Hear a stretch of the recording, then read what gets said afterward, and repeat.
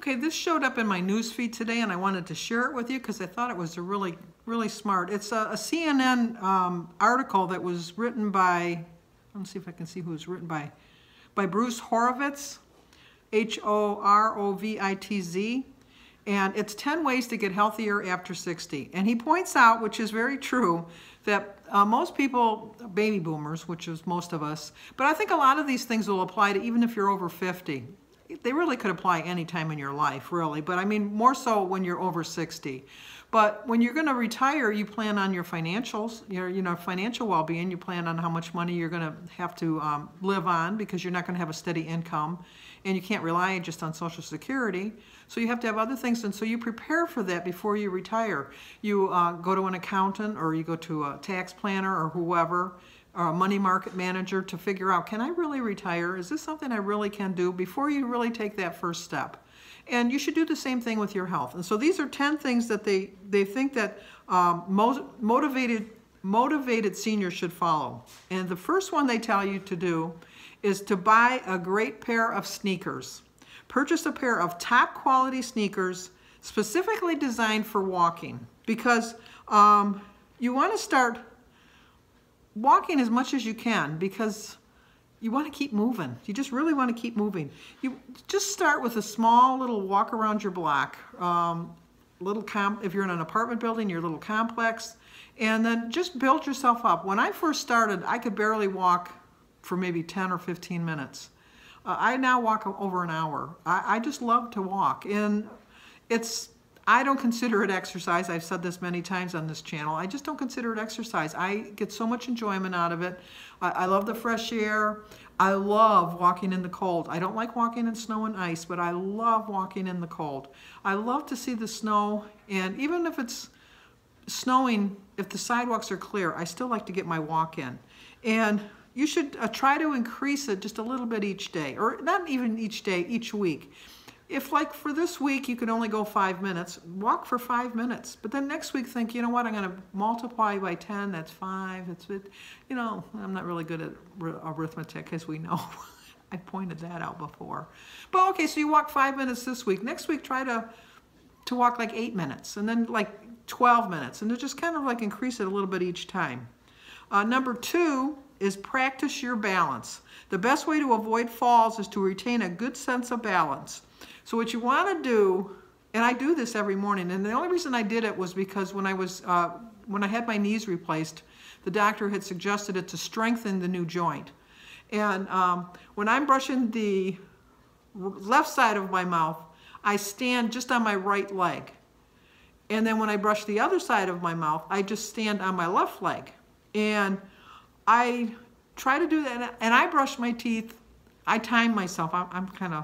I have the worst teeth, but I'm very paranoid about my teeth. I floss every night, and I brush, and I time myself, and I brush my teeth for a full 2 minutes, both in the morning and at night. And so I stand 1 minute on one leg and 1 minute on the other leg, and it does help me with my balance. It really does. Number 3, okay. Well, you know what? I can still go with this one. Improve your breakfast. Stop eating a sweet roll with your coffee. Consider substituting a home blended smoothie with a banana, seasonal fruits, almond milk, protein powder, or a protein patty without sugar, and cut out all the excess sugar you can in your meals. I know my fruit's a lot of sugars, and when you see my daily vlog today, you'll see I cut my fruits way back. I had a half of a grapefruit, a half of a banana, and I measured out a cup of my strawberries, raspberries, and blackberries. It's a natural sugar, it's a healthier sugar, but it's sugar. Any way you look at it, it's sugar. So I do need to cut that back.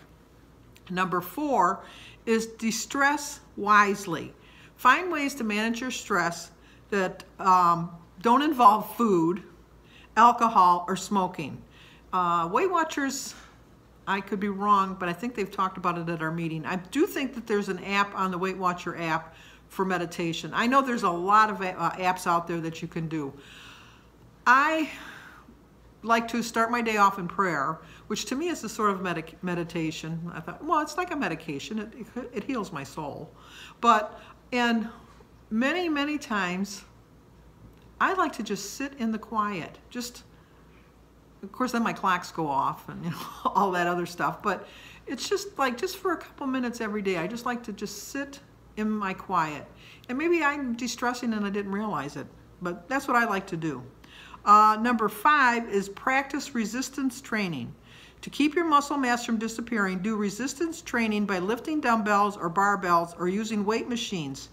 I do have some hand weights that I have beside my bed, and when I get up in the morning, I do a couple exercises with the hand weights. I probably should do more, but, and I know that there's like those bands that you put on the doorknobs and things like that. I've never tried any of those things, but I know that they will. Number 6, and this really made me think because I couldn't tell you the last time I did this. Hit the floor. Aging adults need to regularly practice getting down on the floor and standing back up again. If you don't get down on the floor and back up, you won't be able to do it after a while. I had a problem after I had my knees replaced because I can't kneel on my knees. I think the new knee replacements now, you can do that. But when I had mine done, I was told I couldn't kneel in church even, that I couldn't kneel I couldn't kneel on my knees. So I was so heavy that the way I would get up is I would roll over, get on my knees, and then prop myself up.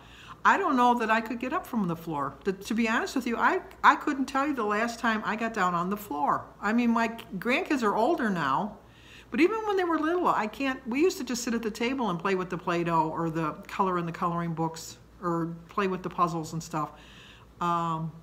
This really got me thinking, and you know what, I don't want to be, I always remember we went to Jim's aunt's house once, and she was like 81 or 82, and she wanted to get something out of the bottom of her closet, and she got down on her hands and knees and was reaching into the closet, and I thought, oh my gosh, you're getting down on your hands and knees at 80 years old? But you know what, it's something that I'm gonna do this after I turn the video off. I'm gonna see if well, I'm home alone, what if I can't get up? I've fallen and I can't get up. I'll call Denise, she'll come and get me up. Number 7 is challenge your speed, and they don't mean in your car. While it might not seem as if folks over 60 need to worry about exercise that involves speed and intensity, they do.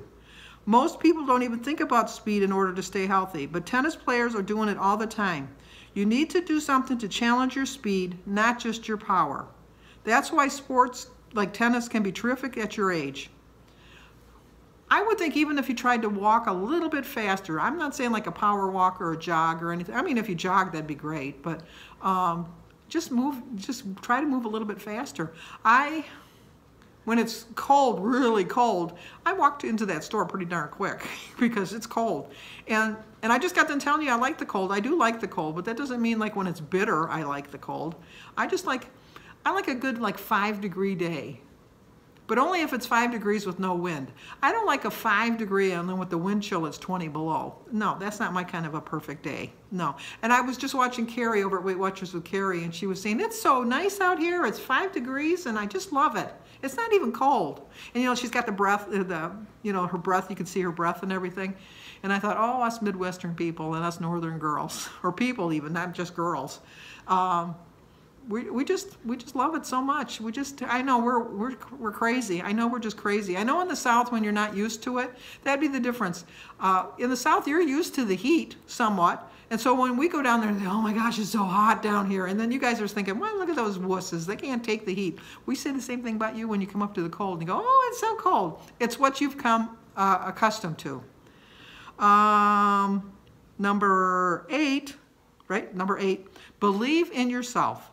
Faced with self-doubt and depression after several challenging events, this girl, Sarah Coulter, turned to therapy to help her feel better about herself. The very first person in the world you have to believe about is in yourself. You have to believe in yourself. People like to be around people who believe in themselves. No one wants to be around that person that's just always complaining. Always, always. I'm not saying that sometime in your life you don't have something to complain about. Everybody's got something to complain about. Everybody's going to have a down day. Everybody's going to be sad or depressed or moody or whatever you want to say. But you don't want to be around that person if it's an everyday occurrence. We can understand that some things happen in life are going to make you sad and they're going to make you moody. We understand that. But we're not going to go out of our way to say, oh, let's go over to Sandy's house because she's a really moody person, and I always like going over there because she just brings the whole room down. No, people don't do that. But they might say, you know, I know Sandy's having a bad week. Why don't we go over there and, you know, let's bring her out of it. Never, never, though, say to somebody that has depressive issues, oh, just snap out of it. Why aren't you happy? There's a difference between being depressed, clinically depressed or medically depressed, and just sad. There's a definite difference. So that's not what I'm trying to say. I'm trying to say that people that are just always like poor me type of a person, because there definitely is a form of mental illness that that makes you sad and that. But then that's the type of people that you really want to be around to kind of help them a little bit, but not by saying, snap out of it. You know, that's not going to work. But maybe you could steer them in the direction that maybe they could get some medication or some help professionally that will help them with their mental illness. Because if someone broke their arm and their arm is just hanging there like that, you wouldn't just say, oh, you broke your arm, shake it off. You'd bring them to the doctors to get a cast put on their arms. The same thing as someone's having an appendicitis attack, you wouldn't say, oh, it'll pass. No, you bring them to the hospital. So that's just what I'm trying to say with that. I know I went all around on that issue, but I think every family has someone in their family with some mental health issues, and it's time that we stop shaming them and bring them out into the world and let them accept the fact that we understand. That's my point. Number 9 is tackle a project. Pick a project that has meaning to you. I have noticed, well, I have tried, and I don't know, I think you guys have noticed, I wanted to do something beyond my scope of capabilities. And so I've been working on doing thumbnails for my channel. And I've been really working on it, and I'm thinking I'm doing pretty good at it finally. And I feel really accomplished. But if you could see the first couple ones I did, because I started back in December, and they were bad. They were really bad. Not that these are the best. I'm not saying that. And I'm not trying to get a pat on the back or anything, because I do enough of that for myself. But I just think that it's something that I wanted to accomplish. It was very hard for me, and I accomplished it. And see, once again, bells going off, sounds going off. I'm not going to be able to be in the quiet. And number 10, embrace self-improvement. Some call this lifelong learning. Living a healthier lifestyle requires constant learning and self-improvement. Seek out local learning resources like community colleges or anything that's discounted for seniors. Self-improvement isn't just physical, it's mental too. So hopefully all of these tips will help you, because I found this newsletter, you know, it's from CNN, it's the Healthy Weekly newsletter. And I like getting letters like that. You know, I like to read on the internet. But I'm going to try I'm not going to show you. I'll let you know how I did on my daily vlog. But I'm going to try to get down on the floor and get up. And have my phone nearby, just in case. So give this video a like, leave a comment, subscribe, and share. And I will see you tonight on my daily vlog.